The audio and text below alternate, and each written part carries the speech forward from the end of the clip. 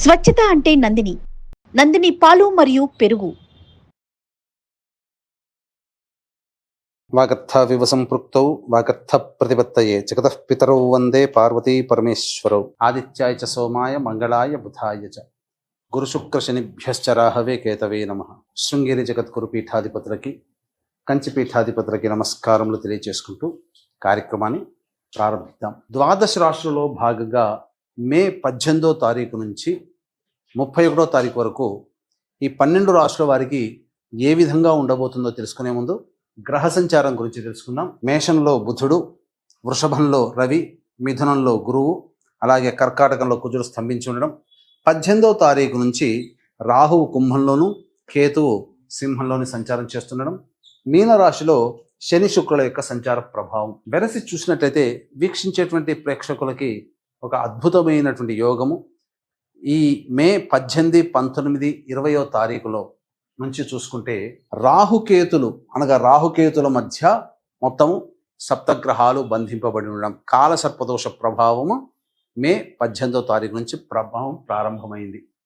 ఇక ఈ 18వ తారీఖు నుంచే గ్రహమాలిక యోగము 18, 19, 20వ తారీఖులో చూసుకుంటే గ్రహాలన్నీ వరుసగా ఒక రాశిలో ఒక మాలగా ఉండిపోయింది. 18వ తారీఖు నుంచి 20వ తారీఖు వరకు మొత్తం గ్రహాలన్నీ ఒక్కొక్క రాశిలో ఉన్నాయి. అనగా సప్తగ్రహాలు మొత్తము 1, 2, 3, 4, 5, 6, 7, 8 రాశుల్లో మొత్తము నవగ్రహాలు 8 రాశుల్లో స్థిరపడి సంచార ప్రభావం అనేటువంటిది ఉంది. కాబట్టి గమనించగలరు. ద్వాదశ రాశులలో చివరిదైనటువంటి మీనరాశిలో జన్మించినటువంటి వారికి మే 18వ తారీఖు నుంచి 31వ తారీఖు వరకు ఏ విధంగా ఉండబోతుందో తెలుసుకునే ప్రయత్నం చేద్దాం. ప్రధానంగా ద్వితీయ స్థానంలో బుధుడు యోగకారకుడే. కొన్ని సమస్యలు అనేటువంటివి ఉన్నప్పటికీ కూడాను అంత దోషాన్ని అయితే చేయనీయడు.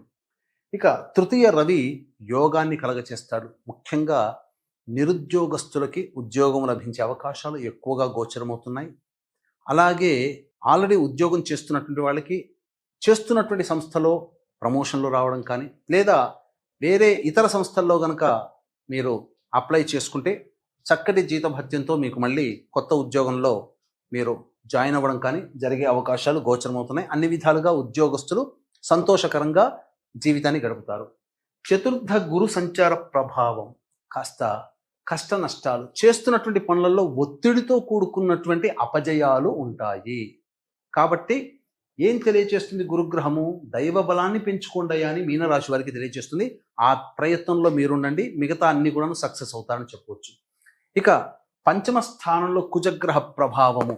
ఇది మొండితనము, మంకుపట్టు, ముక్కుసూటితనాన్ని ప్రదర్శించే స్వభావంతో ఉండడం వల్ల చాలా మటుకు అవకాశాలన్నీ దగ్గర దాకా వచ్చి మీ అంతట మీరే పోగొట్టుకుంటారు. అంటే ఎక్కిన కొమ్మను నరుక్కునేటట్టుగా మీ యొక్క స్వభావము ఈ కుజగ్రహ ప్రభావం వల్ల మీకు కలుగుతుంది. కాబట్టి జాగ్రత్తలు పాటించండి.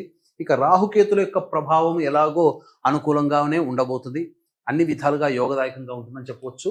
ఇక రాశిలోని శుక్రుడు చక్కటి స్థితిలో ఉన్నటువంటి కారణం చేత స్త్రీ సౌఖ్యము, దాంపత్య సౌఖ్యము, ప్రేమను కోల్పోయినటువంటి వాళ్ళు మళ్ళీ తిరిగి ప్రేమను పొందేట అవకాశము, అలాగే ఇతరులతో వాగ్వివాదాలు పొందినటువంటి స్థానంలో మళ్ళీ అందరితో కలుపుగోలుగా ఉండేటువంటి స్వభావము ఈ యొక్క 18 నుంచి 31వ తారీఖు వరకు మీనరాశిలో జన్మించినటువంటి వారికి కలగబోతుంది.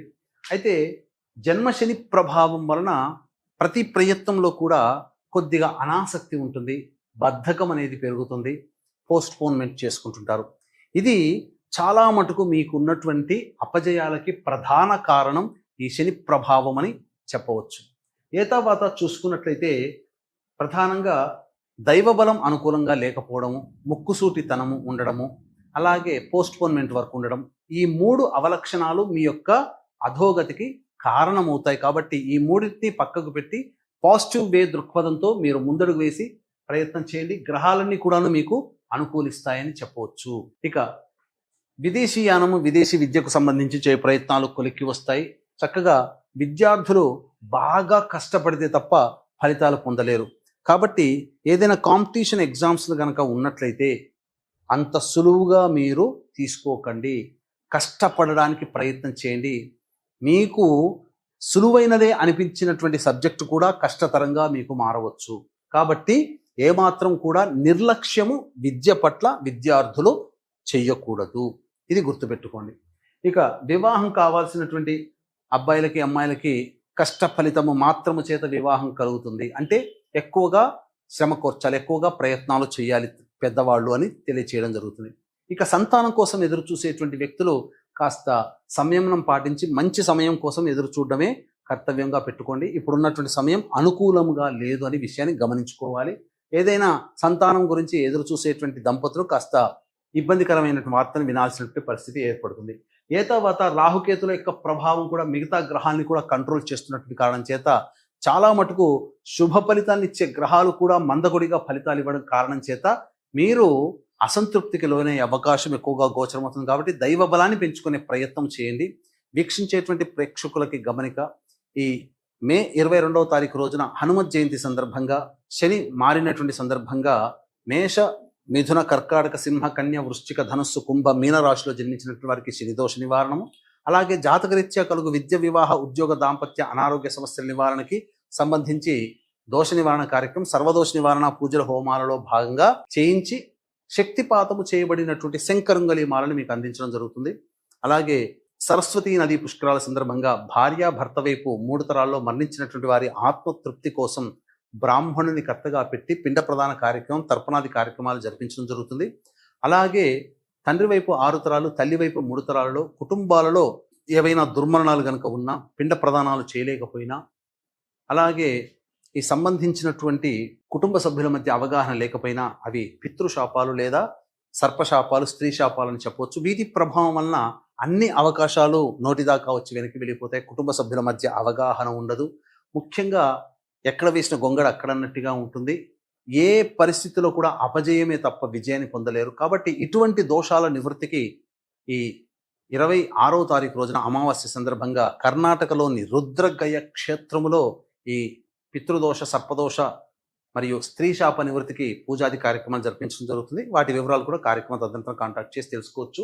ఇక దైనందిన జీవితంలో 18వ తారీఖు నుంచి 31వ తారీఖు వరకు ఎలా ఉండబోతుందనే విషయం తెలుసుకుంటే 18, 19, 20వ తారీఖులో కనుక చూసుకుంటే అన్ని రంగాలలో ఉన్నటువంటి వారికి ఆనందకరమైనటువంటి పరిస్థితి.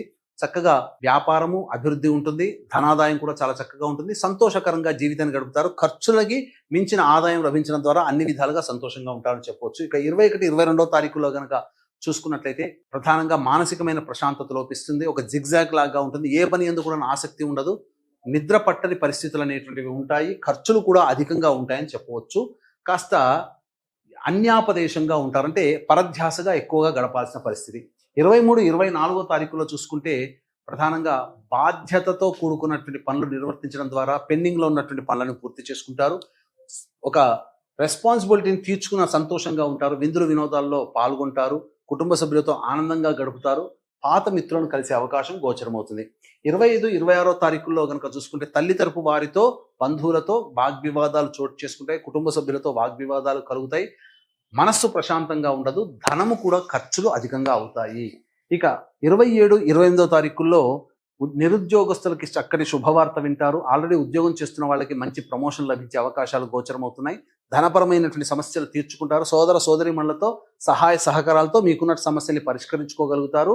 అన్ని విధాలుగా ఆనందదాయకంగా ఉంటారు అని చెప్పవచ్చు. ఇక 29, 30 మరియు 31వ తారీఖుల్లో వాహనాన్ని నడిపేటప్పుడు జాగ్రత్తలు పాటించాలి. పరధ్యాసగా ఉండకూడదు. తల్లిగారి ఆరోగ్యం పట్ల శ్రద్ధ వహించాలి. వాహన మరమ్మతులకి, గృహ మరమ్మతులకి ఎక్కువగా ఖర్చులు పెరుగుతాయని చెప్పవచ్చు.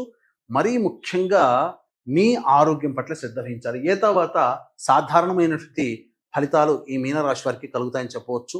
ఇక ఈ మీనరాశిలో జన్మించినటువంటి మహిళలు బాధ్యతలు పెరుగుతాయి, కానీ ఆ బాధ్యతలు పెరిగినంత విధంగా మీకు గౌరవ మర్యాదలు పెరగవు. కానీ అన్నిటికీ పెద్దతనాన్ని నెత్తిన వేసిన కారణం చేత, కొన్ని పనులు సరిగ్గా నిర్వర్తించలేని కారణం చేత అవమానాలు ఎదుర్కోవాల్సినటువంటి పరిస్థితి వస్తుంది. కాబట్టి జాగ్రత్తలు పాటించండి. అనవసరమైనటువంటి బాధ్యతలను నెత్తిన వేసుకోకపోవడమే చాలా మేలు అనే విషయాలు గమనించాలి. ఇక వృత్తి వ్యాపారంలో ఉన్నటువంటి మహిళలు డబ్బులు అప్పుగా ఎవరికి ఇవ్వకండి. పెట్టుబడులు ఎక్కడా పెట్టకండి. ఎవరిని గుడ్డిగా నమ్మకండి. ఇది సమయం అనుకూలంగా లేదు. ఆల్రెడీ ఉద్యోగం చేస్తున్నటువంటి మహిళలకైతే ఆనందదాయకమైనటువంటి పరిస్థితిగా ఉంటుందని చెప్పవచ్చు. వివాహం కాని అమ్మాయిలకి కాస్త ఆలస్యంగా వివాహాలు కుదురుతాయి. సంతానం కోసం ఎదురు చూసే మహిళలు వాయిదా వేసుకోవడమే, సంతానం గురించి వాయిదా వేసుకోవడమే మంచిదని, ఆల్రెడీ గర్భవతులు కనుక ఉంటే డాక్టర్ సలహాల్ని తూచా తప్పకుండా పాటించండి. సమయం అనుకూలంగా లేదు కాబట్టి శరీరం ఆరోగ్యం పట్ల గర్భవతులు జాగ్రత్తలు పాటించాలి. తర్వాత ఈ మీన రాశిలో జన్మించినటువంటి మహిళలకి సాధారణమైనటువంటి ఫలితాలు ఉంటాయి. ఎక్కువగా ఇతరుల ద్వారా ఓవర్ ఎక్స్పెక్టేషన్స్ పెట్టుకోకండి అని చెప్పవచ్చు. ఇక ఈ మీన రాశిలో జన్మించినటువంటి వారికి సమస్యలు కనుక ఉన్నట్లయితే ఆ సమస్యల పరిష్కారం కోసం ప్రతిరోజు నవగ్రహాల చుట్టూ శివాయ నమః అంటూ 27 ప్రదక్షిణలు చేయడం, శివాలయంలో అర్చన జరిపించుకోవడము, ప్రతిరోజు కాలభైరవాష్టక పారాయణం చేయడం, ఇవన్నీ చేసుకుంటే చాలా మటుకు సమస్యలు తగ్గుముఖం పడతాయి. ఇప్పుడు చెప్పినటువంటి సమస్యల కంటే ఇంకా విభిన్నంగా మీ యొక్క జీవితం ఉందంటే మీ జన్మజాతకంలో నడుస్తున్నటువంటి గ్రహ దశాంతర దశల యొక్క ప్రభావాలు. కావున దగ్గరలోని మంచి ఉపాసనా పరులైనటువంటి జ్యోతిష్యుల్ని సంప్రదించి వారి సలహాలు సూచనలు కనుక పాటించినట్లయితే మరింత మెరుగైనటువంటి జీవితాన్ని పొందుతానని తెలియచేయవచ్చు. అలాగే మే 22వ తారీఖు రోజున హనుమత్ జయంతి సందర్భంగా జరిగే సర్వదోష నివారణ పూజల హోమాల్లో గోత్రనామాలు నమోదు చేసుకొని శక్తిపాతం చేయబడినటువంటి శంకరంగలి మాలని సొంతం చేసుకోవచ్చు. మరియు సరస్వతీ నది పుష్కరాల సందర్భంగా భార్యాభర్త వైపు 3 తరాల్లో మరణించిన వారి ఆత్మతృప్తి కోసం బ్రాహ్మణుని కర్తగా పెట్టి పిండ ప్రదానం తర్పణాది కార్యక్రమాలు జరిపించడం జరుగుతుంది. అలాగే తండ్రి వైపు 6 తరాలు, తల్లి వైపు 3 తరాల్లో ఏవైనా దుర్మరణాలు కనుక ఉన్నట్లయితే సోమవతి అమావాస్య రోజున కర్ణాటకలోని రుద్రగయ క్షేత్రంలో ఈ సంబంధించినటువంటి పితృదోష నివారణ కార్యక్రమాలు జరిపించడం జరుగుతుంది. అవకాశం ఉన్న వాళ్ళు వాటి వివరాలు కూడా కార్యక్రమ తదనంతరం కాంటాక్ట్ చేసి తెలుసుకోవచ్చు. సర్వం శ్రీ ఉమామహేశ్వర పరబ్రహ్మార్పణమస్తు.